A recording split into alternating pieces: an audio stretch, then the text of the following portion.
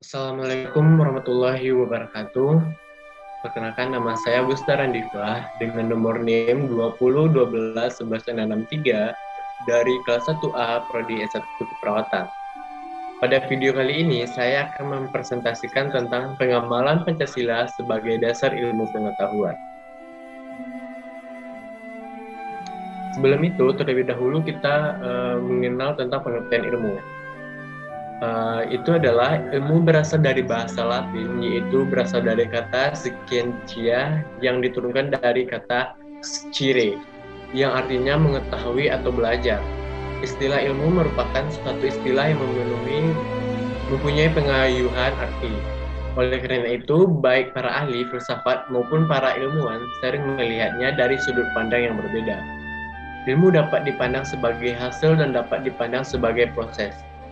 Ilmu bersifat tepat, metodis, akademis, logis, dan praktis. Dalam penulisan ini, pembahasan tentang ilmu lebih dicondongkan kepada sains, sehingga secara sederhana dapat dikemukakan bahwa ilmu adalah kelompok pengetahuan yang teratur secara sistematis tentang sesuatu hal atau objek tertentu, yang ditelaah dengan metode tertentu yang khas sampai pada kebenaran yang diharapkan. Menurut Mintereja pada tahun 1983 dalam halaman 64. Kemudahan yang diberikan ilmu kepada manusia berupa pemahaman yang jelas dan melihat segala sesuatu secara jeli, membuat manusia merasa bahwa alat itu sendiri nyata, sukar, dan pasti.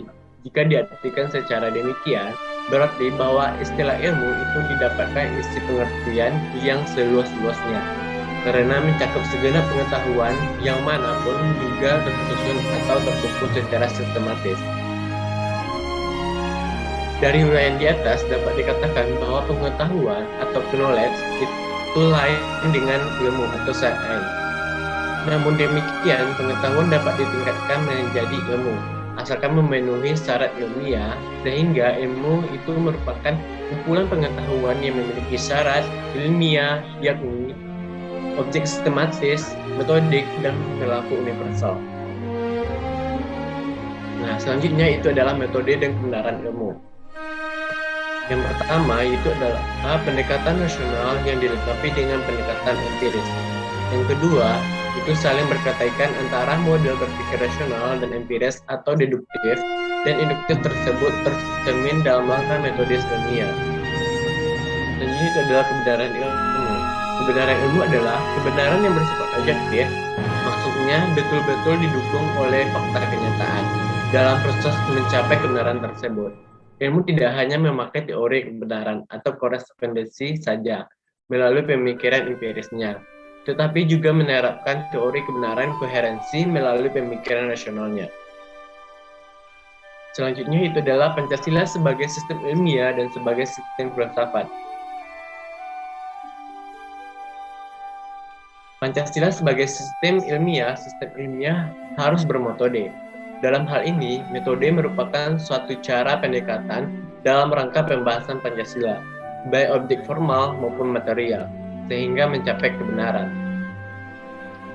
Jelaslah bahwa sistem filsafat Pancasila bersifat koheren dalam hubungan antara bagian dan pernyataannya, bersifat menyeluruh, meliputi semua tata kehidupan manusia bermasyarakat dan bernegara. Selanjutnya itu adalah teori tentang kebenaran Pancasila. Teori yang pertama adalah teori koherensi. Yang kedua ada teori korespondensi. Yang ketiga ada teori pragmatik.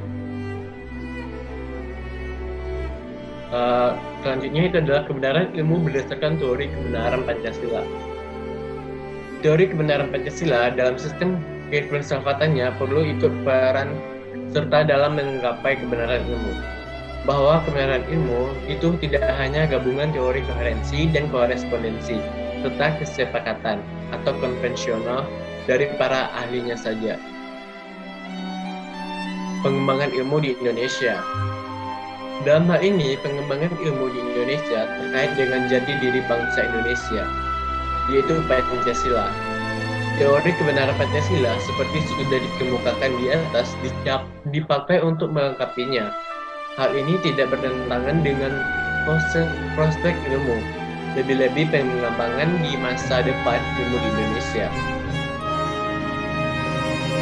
Nah, contoh dari pengembangan Pancasila sebagai ilmu pengetahuan yaitu yang pertama, Pancasila dijadikan sebagai dasar ideologi atau filsafat negara. Yang kedua, Pancasila dijadikan sebagai rumusan dan pedoman kehidupan berbangsa dan bernegara. Dan yang ketiga adalah Pancasila sebagai paradigma ilmu. Nah, itulah presentasi yang dapat saya sampaikan. Terima kasih atas perhatiannya. Mohon maaf apabila ada kekurangan. Saya mohon maaf. Saya akhiri mengucapkan Assalamualaikum warahmatullahi wabarakatuh.